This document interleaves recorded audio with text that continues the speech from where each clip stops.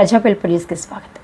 సంగారెడ్డి జిల్లా పటాన్చెరు నియోజకవర్గం అమీన్పూర్ పట్టణ పరిధిలో గల విశాల్ మార్ట్ ఆవరణలో అమీన్పూర్ మండల అమీన్పూర్ మున్సిపాలిటీ బీఆర్ఎస్ ముఖ్య కార్యకర్తల సమావేశం ఏనుగుల కవిత శ్రీనివాసరెడ్డి అమీన్పూర్ 14వ వార్డు కౌన్సిలర్ ఆధ్వర్యంలో నిర్వహించారు.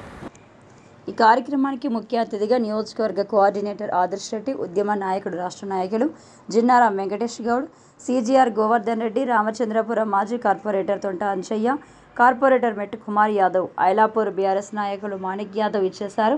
ఈ సందర్భంగా వారు మాట్లాడుతూ ఏప్రిల్ 27 బీఆర్ఎస్ రజతోత్సవ సభను విజయవంతం చేయాలని నియోజకవర్గ బీఆర్ఎస్ కార్యకర్తలకు నాయకులకు పిలుపునిచ్చారు. కాంగ్రెస్ పార్టీ సీఎం రేవంత్ రెడ్డి హయాంలో నీళ్లు, నిధులు, నియామకాల విషయంలో జరుగుతున్న అన్యాయాలను అరికట్టే విధంగా 27వ రజతోత్సవ కేసీఆర్ సభను విజయవంతం చేసి బీఆర్ఎస్ సత్తా చాటాలన్నారు.